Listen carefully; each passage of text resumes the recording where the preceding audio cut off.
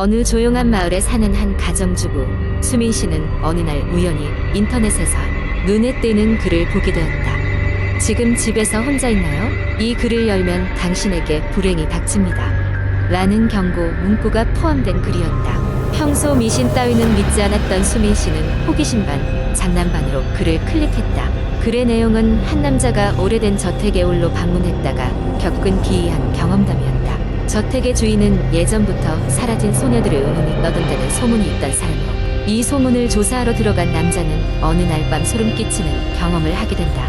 그는 저택 안에서 갑자기 누구의 개성가였어? 라는 속삭임을 듣고 주위를 둘러보았지만 아무도 없었다. 심령 현상에 대해 회의적이었던 그는 신경쇠약이라 생각하며 무시했지만 시간이 지날수록 그 속삭임은 점점 가까워지고 강렬해졌다. 결국 도저히 참을 수 없던 그는 저택을 서둘러 떠났지만 그 이후로도 그 속삭임은 그의 귓가에 맴돌고 있었다. 글을 읽으면서도 수민 씨 능언당하다는 생각을 했지만 읽고 난 뒤에는 묘하게 소름이 돋았다.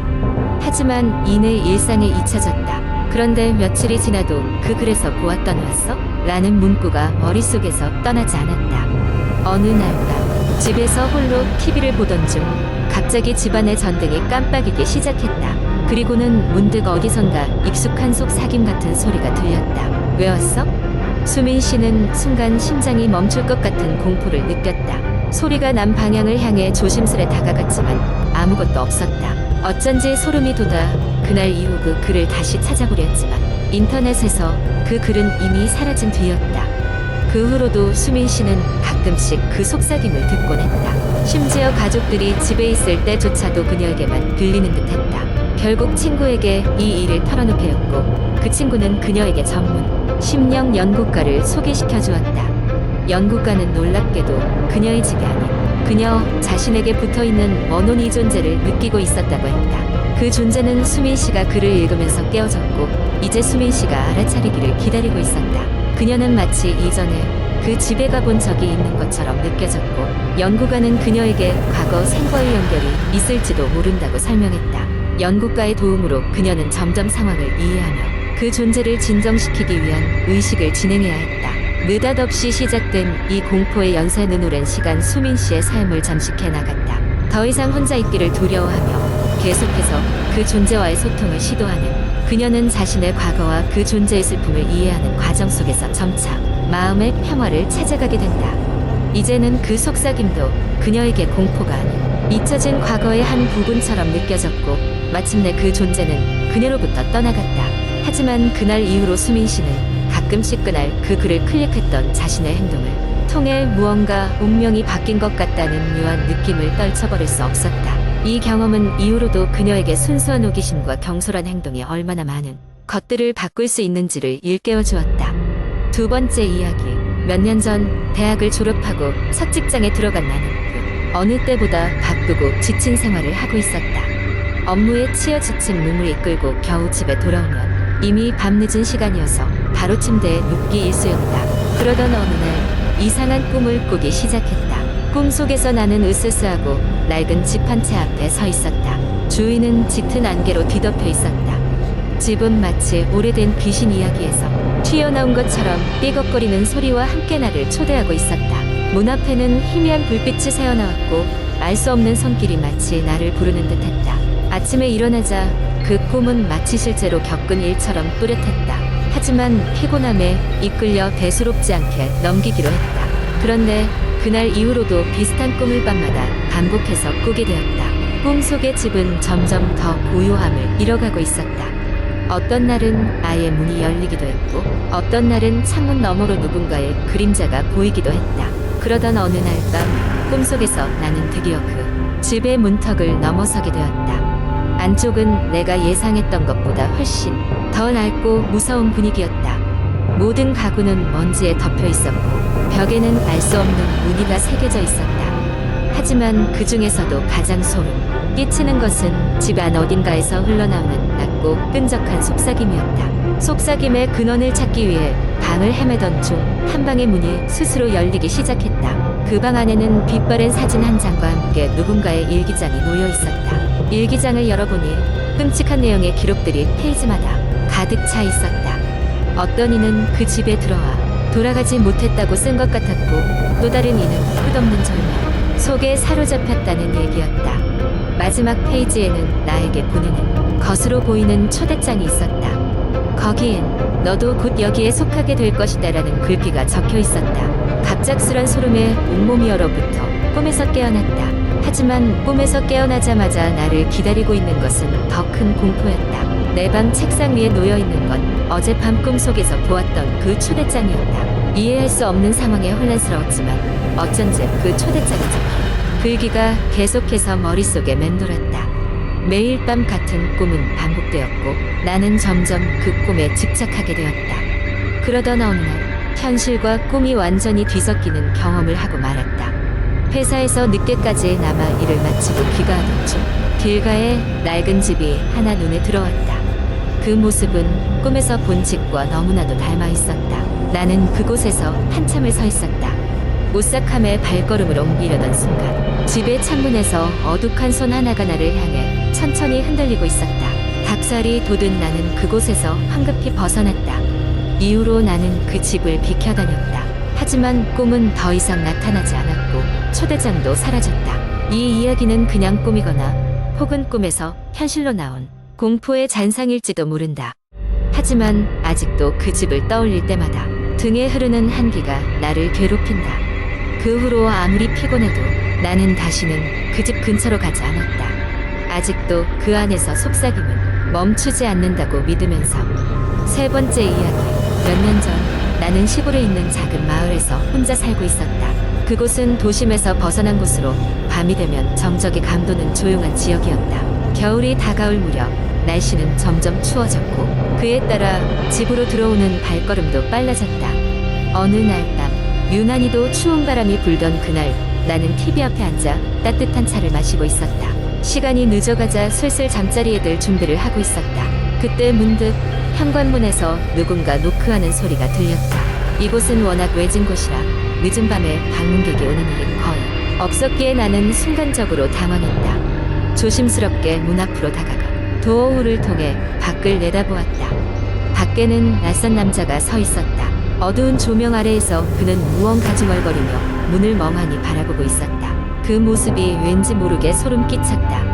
무엇을 도와드릴까요? 용기를 내어 문을 반쯤 열고 물었다.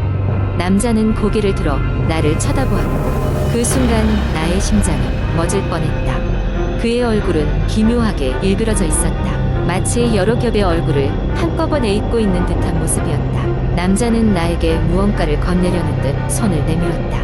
나는 본능적으로 문을 더 닫으며 죄송합니다. 도와드릴 수 있는 게 없어요. 그러자 남자는 갑자기 문에 얼굴을 가까이 대고 속삭이듯 말했다. 문을 열어. 그의 목소리는 아주 낮고 불길한 울림을 가졌다. 나는 즉시 문을 닫고 잠갔다. 그리고 그 자리에서 뒤로 물러서며 심호흡을 했다. 밖에서는 여전히 문을 두드리는 소리가 들렸다. 그 소리는 점점 더 커지더니 어느 순간 뚝 그쳤다. 안도한 마음에 나는 다시 도어홀로 문을 가져갔다. 그런데 남자는 사라지고 없었다. 불안한 마음을 안고 다음날 아침 될 때까지 잠을 이루지 못했다.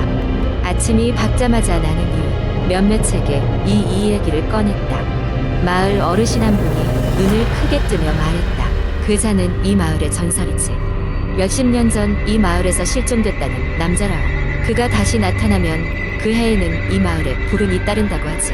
당연히 나는 그 말을 믿지 않았다. 하지만 그 후로도 이상한 일은 계속해서 벌어졌다. 밤이 되면 자꾸 누군가 내 창문을 두드리는 소리가 들리거나 집 앞에 알 수 없는 발자국이 생기곤 했다. 게다가 정말로 그 겨울 마을에 크고 작은 불운의 소문이 자자했다. 누군가는 이사를 가기도 했고 흉흉한 일이 빈번하게 발생했다. 결국 나는 더 이상 그 집에서 지낼 수 없어 도시로 나와 새로운 삶을 시작했다. 그리고 시간이 흘러 그 일을 잊어갈 때쯤 나는 꿈속에서 그 남자를 다시 마주쳤다. 그 속에서 그는 여전히 그 기이한 얼굴로 나를 보며 말했다. 문을 열어. 그때마다 나는 소스라치게 놀라 잠에서 깼다. 이제는 그 일을 웃어넘길 수 있지만 문득문득 떠오르는 그 남자의 얼굴은 나의 밤을 종종 변덕스럽게 만든다. 우리 주변엔 아직도 설명할 수 없는 무언가가 존재할지도 모른다. 네 번째 이야기. 어느 날 깊은 밤 나는 대한민국의 한 작은 마을에 있는 낡고 버려진 건물에 대한 이야기를 듣게 되었다. 그 건물은 한때 번성했던 병원이었지만 지금은 거미줄과 먼지로 가득 찬 채로 남아있었다. 마을 사람들은 그곳을 두려워했는데 특히나 밤이 되면 그곳에서 이상한 소리가 들려온다는 소문이 퍼져 있었기 때문이다. 여름 방학을 맞이하여 나는 몇 명의 친구들과 함께 그 병원을 탐험해 보기로 했다. 우리 모두는 그곳에서 무슨 일이 일어났는지를 정확히 알지 못했지만 인터넷에서 떠도는 여러 썰과 전설이 우리의 호기심을 자극했다. 다만 하나 확실한 건 자정 무렵 병원에 들어가면 절대 다시 나올 수 없다는 경고가 있었다. 우리는 마을에 도착하여 차를 마을 끝자락에 나무 밑에 숨기고 은밀하게 병원으로 향했다. 달빛이 휘영청 밝았지만 병원 근처는 이상하게도 달빛조차 비추지 않는 듯 어두웠다. 병원에 가까워질수록 이상한 한기와 함께 우리의 장난기조차 사라지고 있었다. 병원 앞에 서자 대문은 절망적인 삐걱거림을 내며 열려 있었다. 우리는 손전등을 켜고 조심스럽게 건물 안으로 발을 들였다. 내부는 더욱 음산했고 벽에는 오래된 혈흔 자국이 말라붙어 있었다. 우리는 1층 로비에서부터 탐험하기 시작했는데 바닥은 어디서 나타났는지 모르게 튀어나온 흙과 자갈로 덮여 있었고 여기저기 깨진 유리 조각이 반짝였다. 잠시 후 우리는 병실 문들 중 하나를 열었고 그곳에서 원혼의 울음소리가 들려왔다. 하지만 그 누구도 확실히 그것이 실제로 존재하는 것인지 아니면 우리의 상상 속에서 만들어진 것인지 구분할 수 없었다. 병실마다 낡은 침대와 휠체어가 놓여 있었고 한쪽 구석에는 먼지를 뒤집어 쓴 인형 하나가 의자 위에 앉아 있었다. 인형의 머리가 천천히 우리를 향해 돌아갔고 모두가 비명을 지르며 뒤로 물러섰다. 조용히 발걸음을 옮기던 중 복도 끝에서 어린아이의 웃음소리가 들렸다.